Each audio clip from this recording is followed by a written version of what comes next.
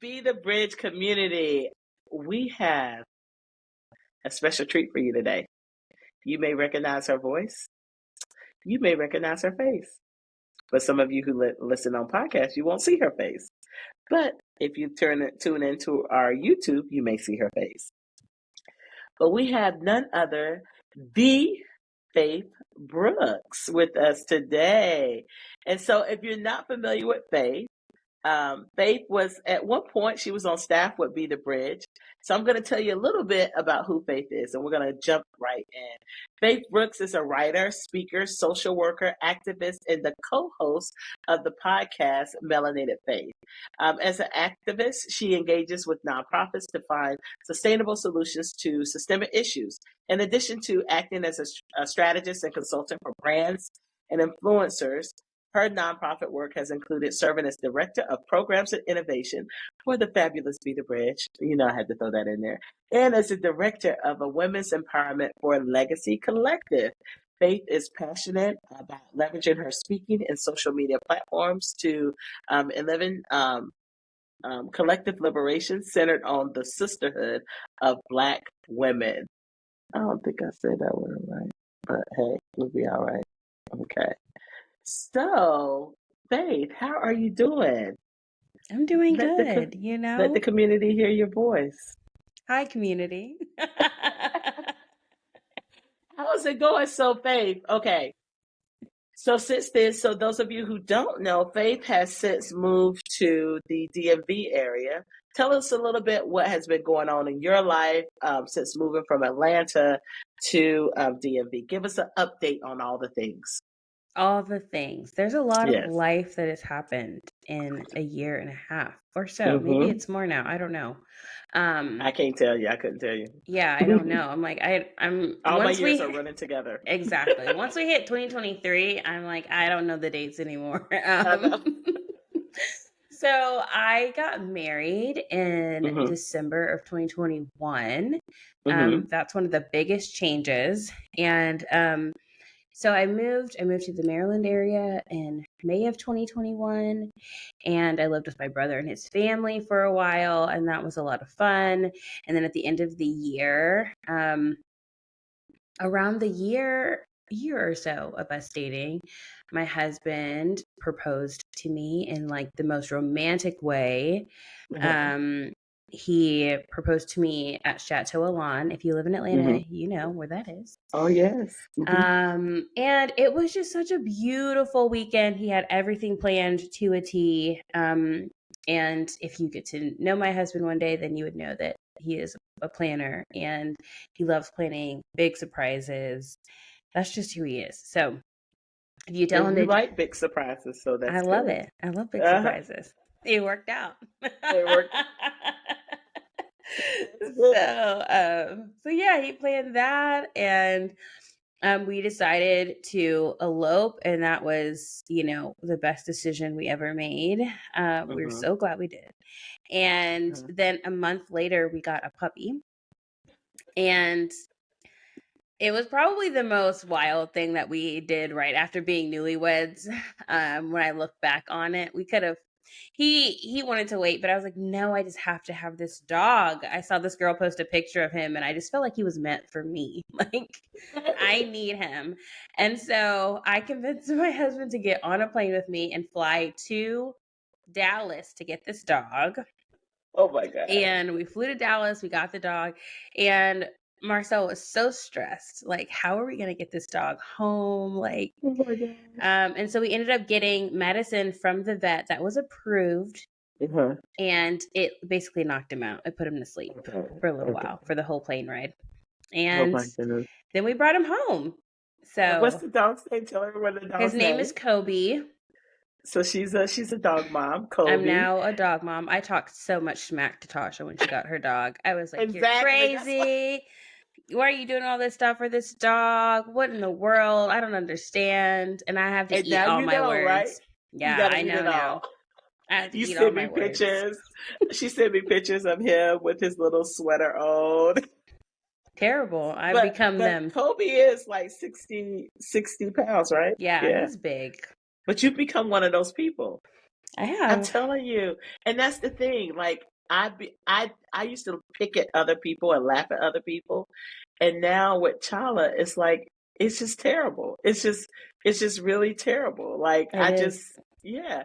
I he has a bed. Chala has a bed and he sleeps in his bed. But then sometimes Chala wants to just jump in my bed. And Uh-huh. I came out the bathroom and I looked and he was just curled out up in my bed like it was his bed. And I'm like, at your place. Like, what in Yeah. the world? It's just like, yeah. So dogs, I'm telling you, dogs, they bring you so much joy though. Mm-hmm. I see what people say. I don't care where you go. Like if I just go outside and come back in, he's so happy to see you. You're like, they're so happy Yeah. to see you. And so they bring a lot of joy. So I can see how, they are so good for like trauma and just for just healing and grief. My dog came at the right time, so I know your dog is giving you lots and lots of love. But you see, I got a little dog. You got a big dog. I There's a do big have a difference big dog. between there's a big difference between little poop and big poop. So how are you doing, Faith, with that? Now I know you. There are things called there's these little scoopers, okay, where Okay, okay. like you don't have to touch it, okay? Oh, I need that. Yeah, and there it's like you can just clamp it. It's like with your hand, and you don't even have to Okay. touch the poop. Yeah, I had to. Oh, Once it got too big, I was like, I can't do it anymore. I had to yeah. Leave really it. let that go. Okay, yeah, leave it to Faith and Tasha to talk about all things poop on the podcast. But people want to know, and everybody's going to write in and say, "What are the things that you got that clamps down that you don't have to touch it?" Yeah, Because that is exactly. something we all need to know. So, I'll have to find it. Another lady from my neighborhood walked up to me and said, "What is that? Where did you get it? Because I need it." I know, because it grosses me out still.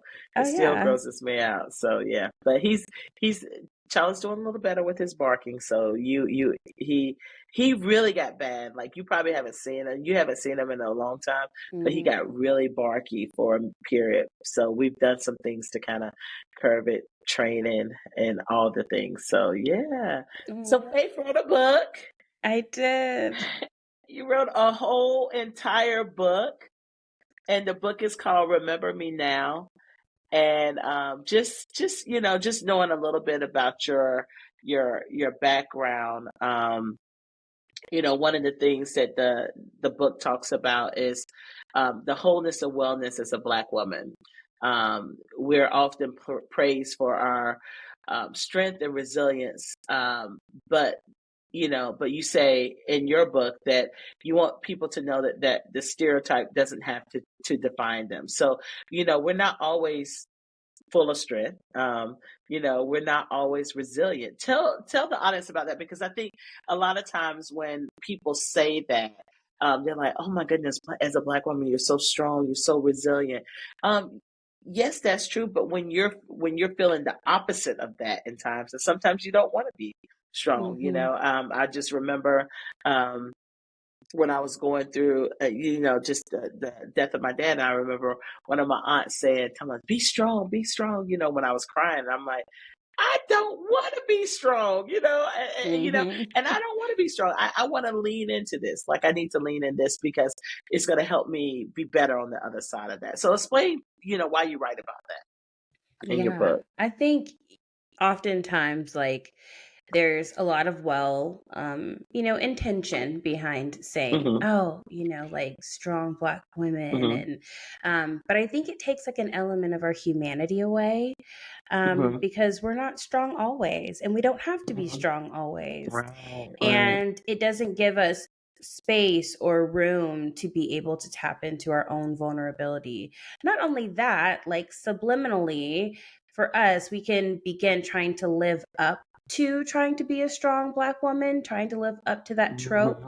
Hmm. Um, versus giving us ourselves like space to heal and space to feel and let ourselves cry, like you were talking about, when we need to Hmm. let ourselves be vulnerable, because we aren't going to be strong all the time, and Hmm. we don't need to be, because in order to move through pain, in order to move through hard times, we need to make room for softness, and we need to Hmm. make space for our hearts to have a safe place to land. And that isn't always the first default, isn't always strength.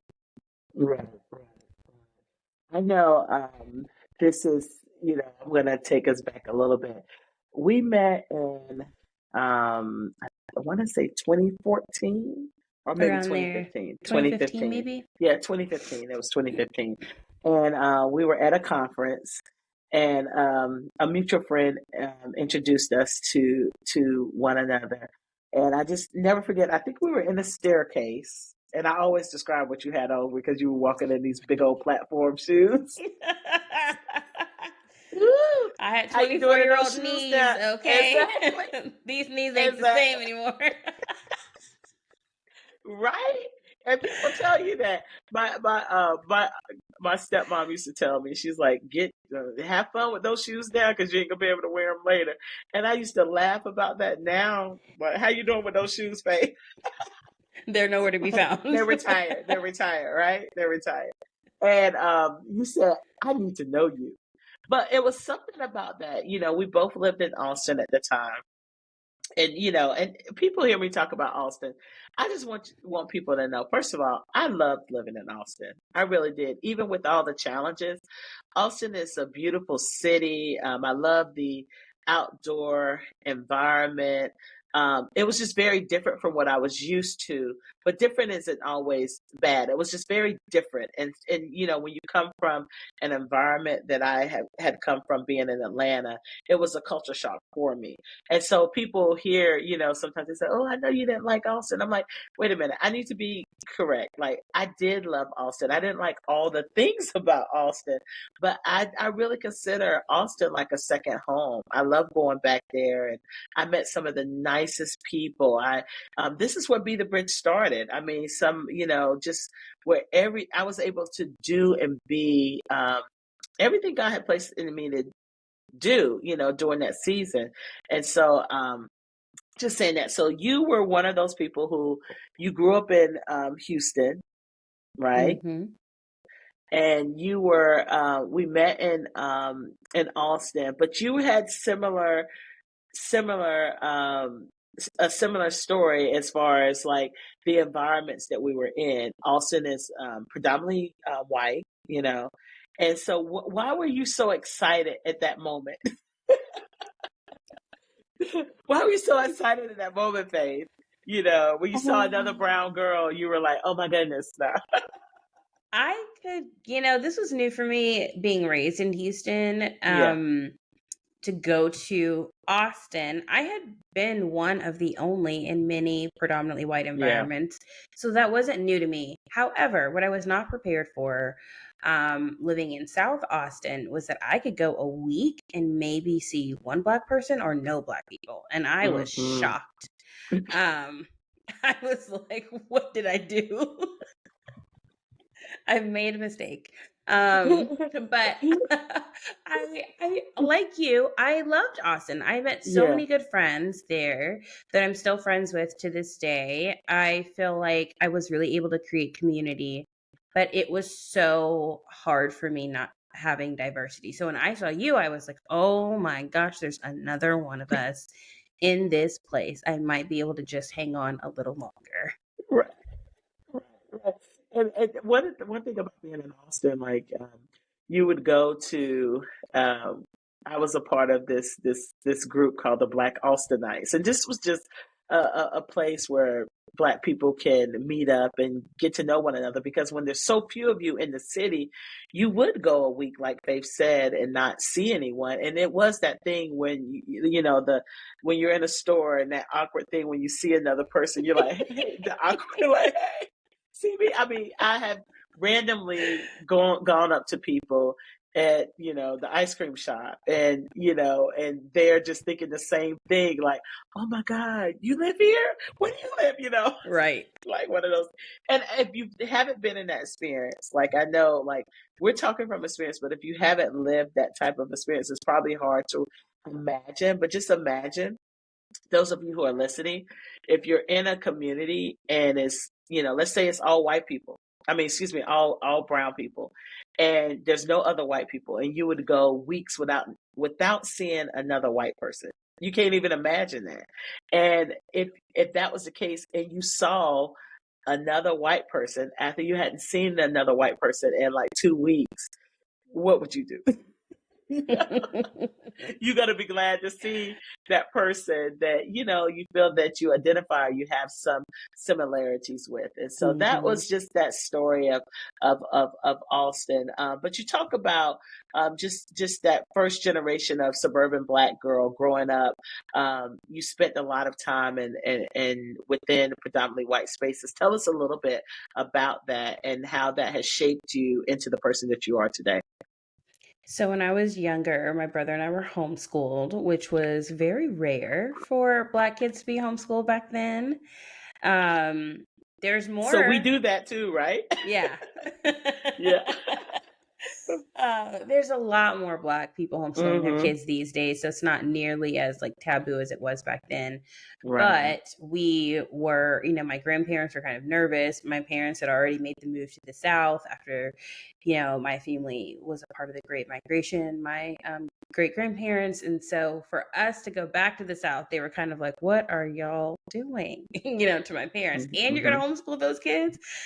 So we ended up, because of that, though, we ended up being in a lot of predominantly white spaces. And that really impacted, my identity. Even though we were in Mm-hmm. Black churches and things like that, I oftentimes felt like I was trying to keep up with these white girls and how they were looked at and accepted. And they're, especially when you look at media and, content that, you see out there, it usually is not geared towards seeing other young Black girls. So I was really trying to find myself at that time and wondering, like, where do I fit in all of this?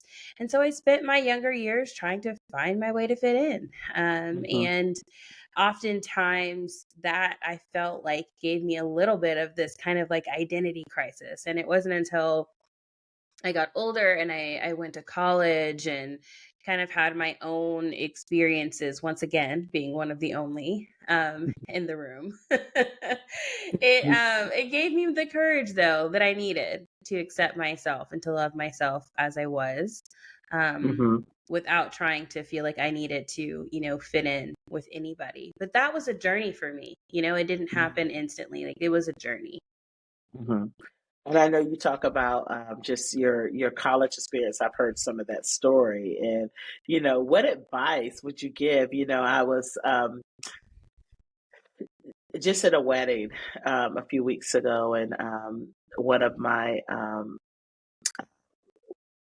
one of the young ladies that's involved that was a part of the wedding party. She goes to a predominantly PWI, and she is involved in the Christian organization there. And she was just talking about how she's the only one. And I mean, it just set off all types of alarms for me because I was really concerned, and because I know where that can lead. I know, Mhm. um, even the trauma. I'm glad she's involved in a Christian organization, but I do understand sometimes that means losing a part of yourself. What was some of that, for your story? What advice would you give to someone like her who's in those environments now, and they can't fully be themselves, or are they, what advice would you give? What advice would you give to someone in that environment now? I would tell them it would be really Hmm. good for them to find a space where they can be fully themselves Yeah. and where they have other people around them that also look like them. It doesn't mean everybody has to look like you, but it is, you lose so much of yourself when you're Hmm. the only, because whether you're trying to or not, you're going to be assimilating. You're Yeah. going to be letting go pieces of yourself, just trying to keep up in the environment. And a lot of it is, it's like in our subconscious, but it happens. Hmm. And Hmm. I would say be somewhere where you can show up freely, because otherwise you'll have to unlearn, the things that you've done to kind of suppress your personality, suppress your voice, or even temper it, right? To kind of fit in. And one of the things that I see people do and I, want them to kind of step out of is feeling like you have to temper your voice in order to be in these environments. You should be able to show up fully as yourself, as a Black Christian in the space you want to be in, and be accepted fully for your voice as it is, without editing. And there's a lot of editing you have to do in those spaces sometimes. Yeah, even as it relates to, you talk about the assimilation part, and that's something that you have had to pick up the pieces with. I think you mentioned, being often called the white Black girl. What does that even mean? Like, what, I've heard it before, and I remember being highly offended by it. And the person thought they were giving me a compliment, and I'm like, that's not a compliment. Like, and so, what are some of the things that you've had to deal with as it relates to, I guess you would say, shedding that? Because, like, first of all, we're not monolithic, and so you are your own person and how you show up in these environments, but being called the white Black girl, what does that mean? And it's not just, and I see even people of color do that. I've had people in my family say that to me, and because you say things a certain way, or because you shop at a certain store, or because you eat a certain thing, they say that, like, we kind of box Blackness in, and anything outside of that peripheral is considered other, in that. How have you dealt with that?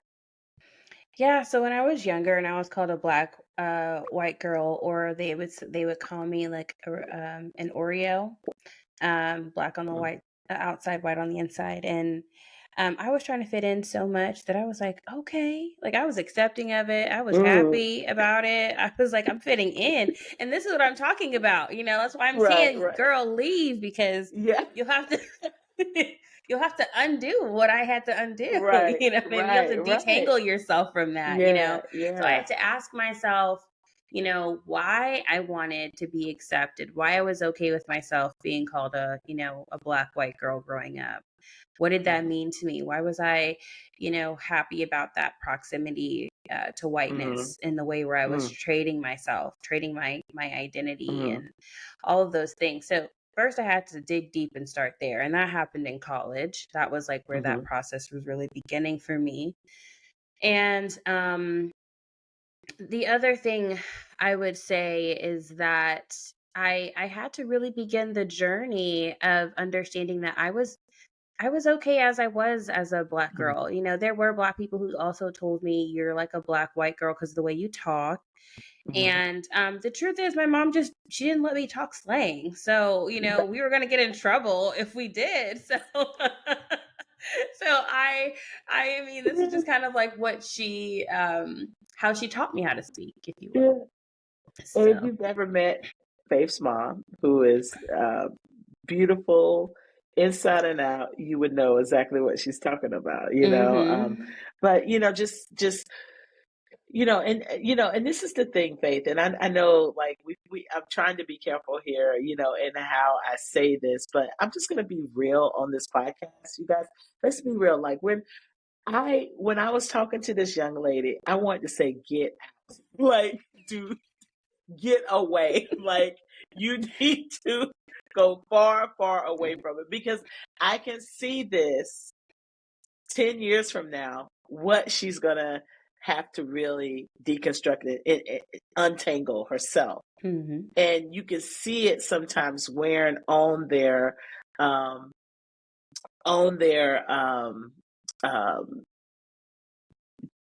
just heavy on her, in a sense, and on her confidence and stuff, and so the real thing I want to say is, no, you need to find you a group of people that is going to accept you for who you are.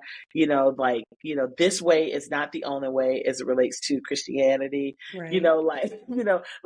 Find a more, try to find a more diverse group. And if that group is not really trying to be diverse, you have to ask why. Right. And I bet you, I would like to know, like when you were trying to detangle all of this, did you lose a lot of friends in the midst of that?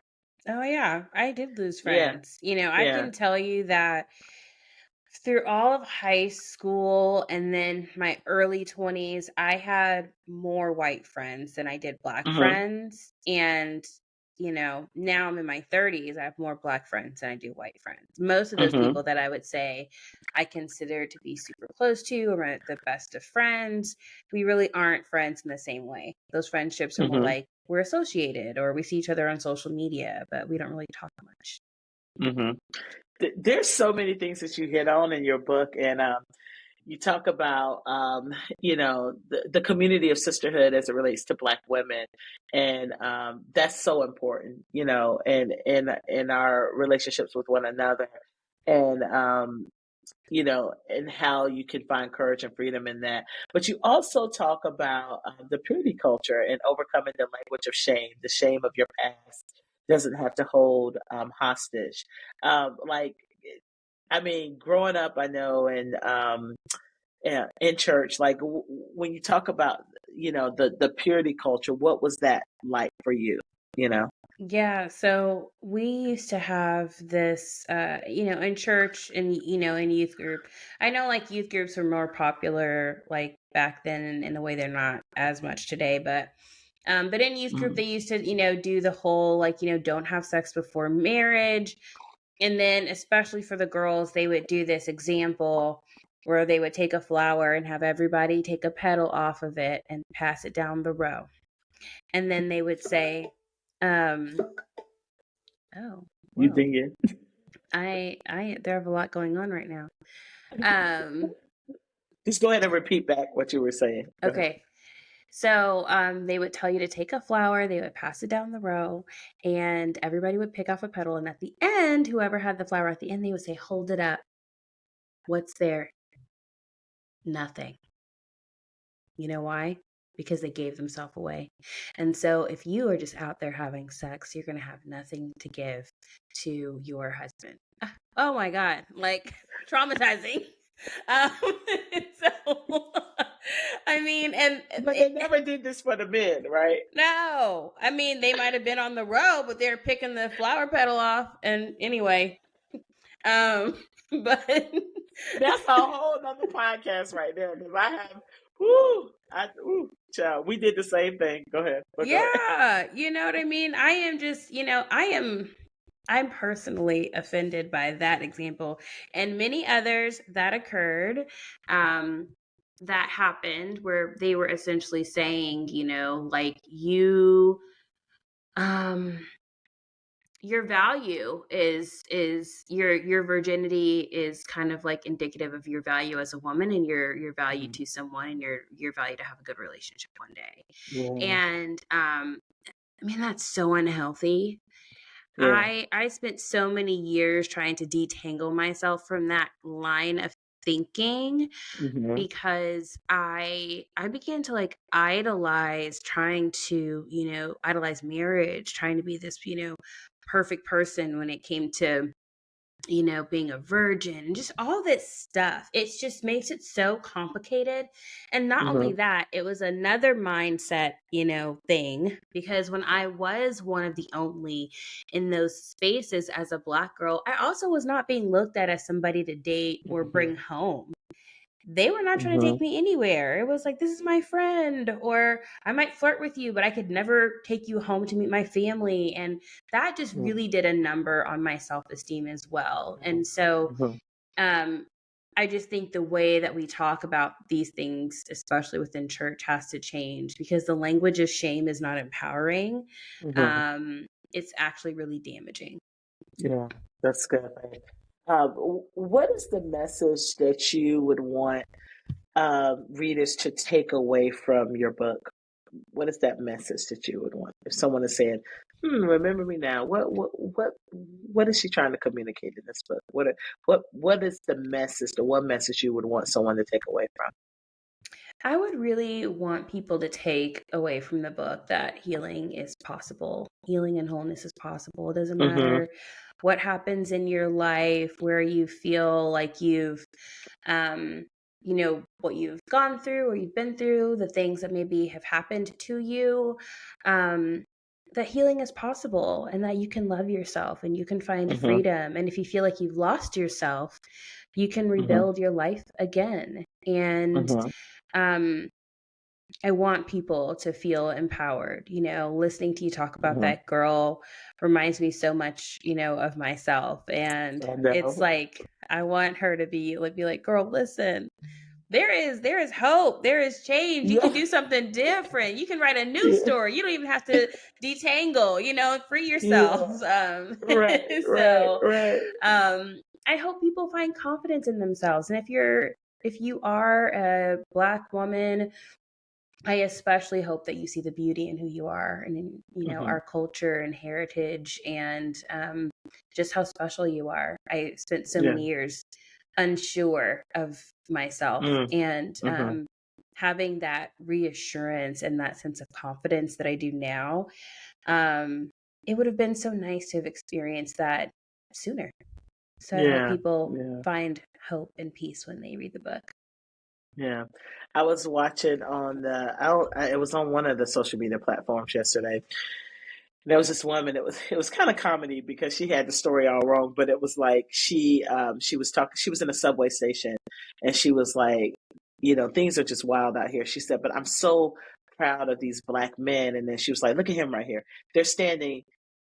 Basically, someone had attacked a Black woman, and the security was there, but they were waiting for the police to get there. So there were like some security and some MARTA security, and so they weren't letting him leave, And then there was like 5 or 6 Black men in the subway station posted around. One was by the Black woman, and then there was some other ones that were posted around, and they were just standing there, and they wouldn't let him leave. And she didn't know which one it was. She just like, and they got all these Black men like, but she was like, she was really she was excited because she liked how the Black men were sticking up for the Black woman. And the other person who, the person who had attacked her was a Black man also. And so then you see, she said, oh, here comes the police arrive.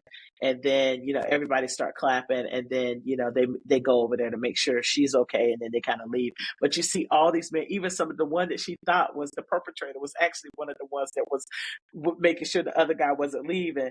And I was like, wow, like the part that she took notice of was the other Black man standing up for the Black woman. And I know in our society there are some tensions with that, and one of the things you're talking about, you say what Black men and non-Black readers can do to be better allies for Black women, and you didn't just say non-Black readers and listeners, you said Black men. Why did you include Black men in that? Because I think that I want to encourage our brothers to pull up for us in the ways that we pull up for them. Black women, we will ride for Black men. We will stand up. We will start movements. We will protest. There is so much that we do to protect and advocate for our brothers.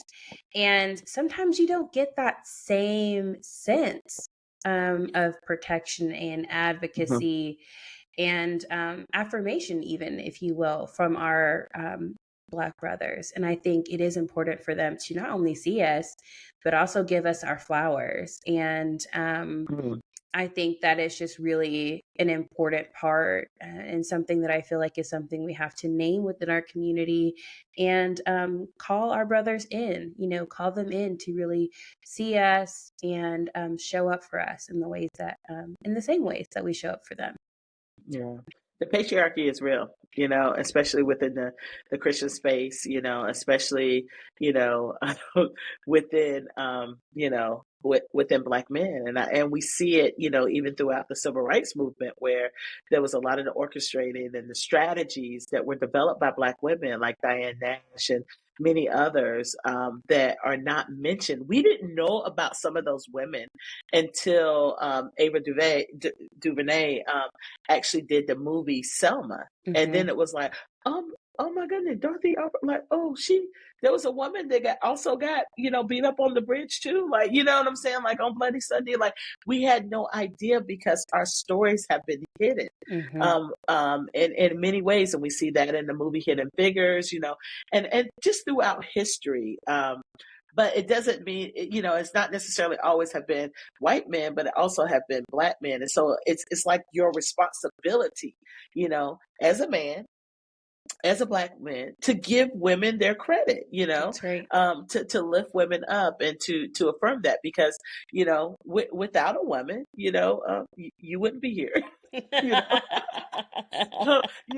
a minute you have moms, you have grandmothers, you have aunties, all of those things. You're surrounded by women, and and I think you can see it wasn't so much as what had happened, this woman being attacked by this man, but for these Black men to pause and like, hey, we're not getting on any train until someone comes and arrests this guy, and we're going to protect this woman. And that right there spoke a lot. Even watching this, it spoke a lot. And I like it even when people that are in the same work, when you can be excluded, as a woman in this space, you can be excluded a lot, and or either only called on because you are a woman and you represent a certain demographic.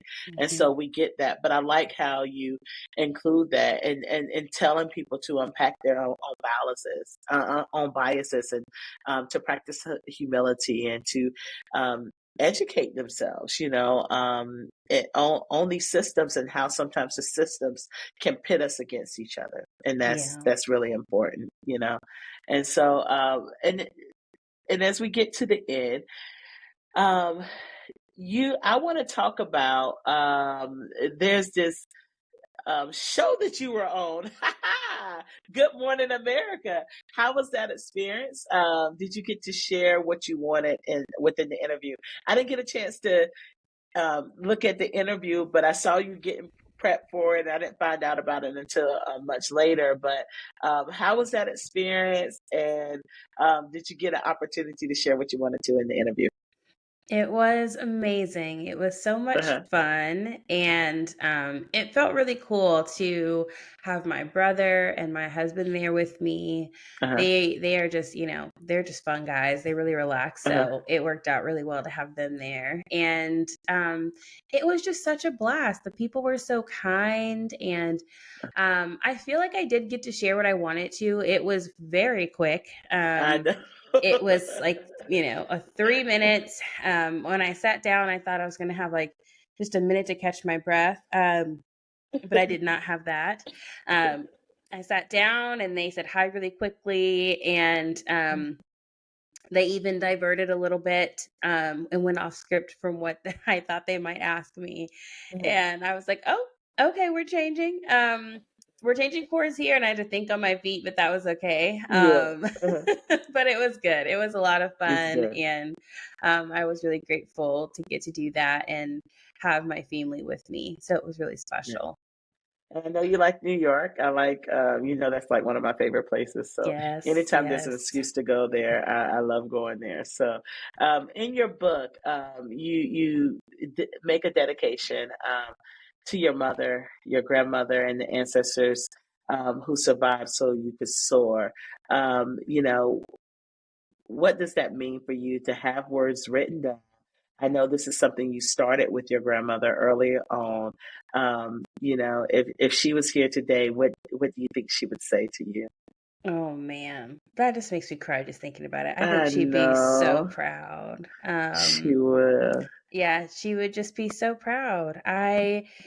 I'm just so grateful. It just means a lot Mhm. to me. I really have been formed and loved by Black Mhm. women, and You have. um and I have been loved so well, whether that's been like my mom and my grandmothers, my aunties, my mom's friends, Black women that in my life that have been mentors to me, um there's just been so many people, people like you, people that I've just known for such Mhm. a long time that Mhm. have believed in me and loved me well. And so it means a lot to me to be able Mhm. to have words on paper, words that honor my Mhm. grandparents and their life and their legacy and my family.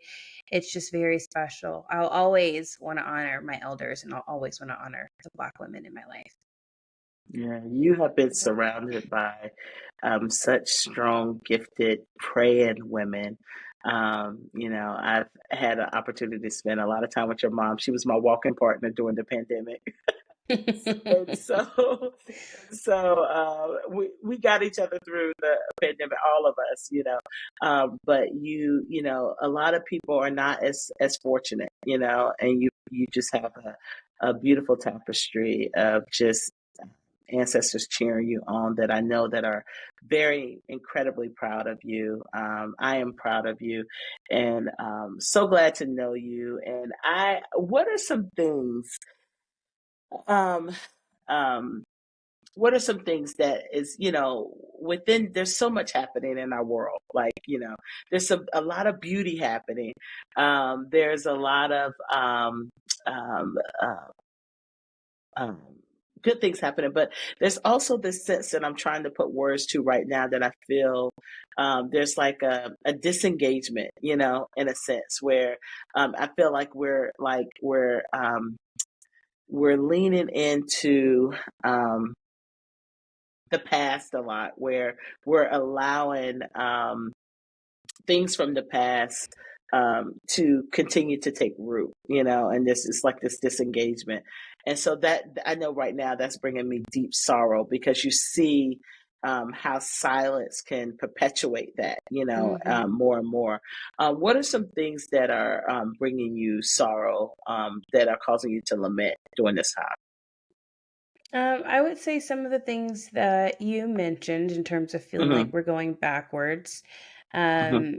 the ways that, especially if you're doing any type of activism work or work of educating, when it comes to racism, it was already controversial, but it's even more Hmm. controversial. I would Hmm. also say, I feel a concern and a sadness by the ways that I think that we aren't seeing one another in a way that honors each other's Hmm. humanity these days. Right. And I think with, the online climate, it feels like we're very disconnected and disengaged from each other. Hmm. And we've created these silos Hmm. digitally, and they're so stark and extreme that it's almost feeling harder to get together in person with people Hmm. that might be different from us, simply because it's almost like the dividing lines are there. The algorithms are going to feed you Yeah. content that you like, and it's not the same as interacting in person and having to interact with somebody who might have a different thought than you or a different opinion. People are losing the art of being able to agree to disagree on things. There's just a lot of different things happening that makes me sad. It makes me feel like um man, we the next generation, we gotta, I hope they're prayed up. I hope they're ready. I really believe in them. Yeah. But there's a lot that they will have to undo, unfortunately, because it Yeah. seems like we're becoming more divided. Yeah. It's like the doubling down, you know, Hmm. um, and the ignoring of facts. And then there's a group that kind of sees and understands, but then they're like, well, we're just going to focus on this. I recall, when we hear people that grew up in the 50s and the 40s and the 60s, or even before then, sometimes when I meet white people that grew up in those eras, they would say, um, you know, I didn't know this was happening. Mm-hmm. I had no idea this was happening. So you're wondering, like, okay, maybe they didn't have TV, they didn't have social media, but Yeah. it was because there was a choice that was made to be in your homogenous groups or silence, or ignore what was really happening in the pain and the Right. marginalization of people, where you turned uh, um, your head because you didn't want to deal with it, and you say, let's focus over here. And so if you think about all the things that were happening as it relates to the movement of the church during those times in the Right. 40s, the 50s, the 60s, like, but were you doing the work of justice? Like, you Mm-hmm. know what I'm saying? Mm-hmm. Were you taking care of the needs of the other? Were you caring about all your neighbors? But yeah, you were building this amazing youth ministry. But look of the youth that were in it, and it's like I'm seeing a repeat of that, Mm-hmm. like of that blueprint. Even today, all these things are happening, Yep. and people are like turned this other way, and it's like not seeing the whole landscape. And it's not that we have to focus on one or the other. It's like we have to focus on the whole, That's right.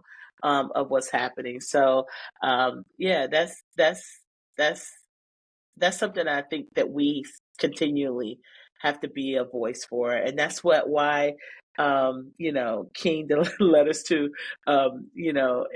the letter to he wrote in the Birmingham jail, like, to the Christian moderate, it was like, Mm-hmm. wake up, Yeah. all, I have a dream, wake up. Everything was a wake up, wake up, wake up, wake up, and I think it's like we almost have to be those prophetic voices even in this time, and that gets, because we're smarter now than we were then, I feel like, but are we, and so what are some things that's bringing you hope, though? What are some things that's bringing you hope during this season?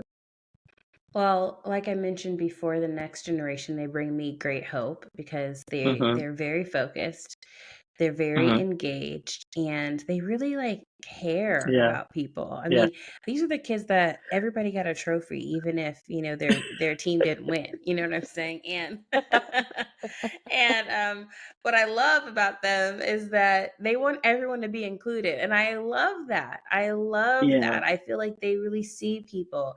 So that brings me great hope. The other thing that brings me great hope is just seeing the Black community in the arts space flourish. And Yeah. there's so many good, like so much good content, writers, producers, Yeah. music, and it's amazing to see, that happening within the Black community. And it makes me really excited, especially for like Quinta Brunson with Abbott Yeah. Elementary. And Yeah. it's so funny, it's so great and engaging, and it's just so cool to see Right. people win in that way. Yeah. And I think when it comes to the whole of things going on in our country, what keeps me hopeful is that you will always have people who are speaking the truth, and who Yeah. are committed to justice and equity, and they won't give up, they won't stop speaking, and they won't give in. They'll keep resisting. They'll, Yeah. keep, pushing forward. And I think that gives me great hope because the fight is never over. Nobody's giving up. This is just, Right. it's just another day. It's something, different tactics, different ways, same thing happening. But you still have plenty of people who are committed to justice, and that's all kind of people of all different Yeah. ethnicities, and that gives me a lot of hope. Yeah, good stuff. Good stuff. Yeah, I you remember that time? When you just mentioned that about all the things that's happened in the arts, it reminded me of, I think I was being interviewed for something, and you were with me, and I may have been on a podcast or something, and and I think someone asked me the question, and I couldn't. I was thinking about you. They asked me a question. You probably know I exactly think I what know I'm what you're talking talking about. about. You Yeah. said, they asked me a question about, like, what's happened. Do you feel like we're winning as it relates, like TV or something like Uh-huh. that? But because, yeah, how the question was, but you were like, I was like, yeah, but I don't watch a lot of those shows. I don't watch a lot of shows, TV. Like people know, I like watch feel good stuff. So it's very limited. And so and then I was like, well, no, this is still, I don't know if we were like winning in that area completely. And you were like, wait a minute, we got the Black Woman Sketch Show. You got all this. You started. I was like, oh no, oh no. I was like, I forgot about all that. No, it was in the back of my. I was like, I've never watched that show. I never watched that show. But yeah, but there are so many things that are happening. So it is, when we see things like we are so much further than what we were, and just seeing, like you said, like in the arts and the creative space, there's so much happening. Even in the entrepreneurship, I'm just, I'm seeing, even here in Atlanta, Black developers, just all kinds of things that you're seeing taking off, So like, let me tell you, just get ready for a fight, because let me tell you, people. We're not going backwards. We're not going to go backwards, and there's something that our generation and this next generation that we've learned from one another, and that we've learned from our parents. Well, no, it's not how people say it's not your grandparents' civil rights movement, but it's compounded, with their wisdom and the fervor of the now generation and the hope and of the next generation. And so I think with the combination of all those, people are not going down without a fight. Much wiser and much more connected to one another. I was just looking at all the education that's happening on TikTok. I'm not on TikTok a lot. I do have an account. I'm gonna get it better one day. But I was just looking at this Asian American young lady who does a lot of educating on the tension between the Black community and the Asian community, and she gives a lot of voice to understanding the anti-Blackness within the Asian American community and the history of that and where that comes from, going back to 1964 when the Civil Rights Act was passed, and then the Immigration Act, and how they were able to get loans, but not in white communities, but they can get the loans as Asian Americans in the Black communities, and the Black people could not get the loans, to have stores and stuff. But I'm just saying, like, all this education that's happening, there's no reason for anyone to be ignorant, because there's a lot of things, and these are things that are Googleable, or in history books, and all these things. So as we depart, Faith, what is something? So we talked about the lament, the hope. What is something that's bringing you joy in this moment right now, in this season right now? So I would definitely say that something that's bringing me joy is just enjoying my husband and my dog. Right. Our little family just brings me so much joy. And just having all kind of different adventures together. It's been really special. And I live like 15 minutes away from my niece and nephew, and I just love them so much. They always bring a smile to my face, and they want a dog, but they can't have one yet. So they told me that Kobe's the family dog. Right. And I said, yes, Kobe's the family dog.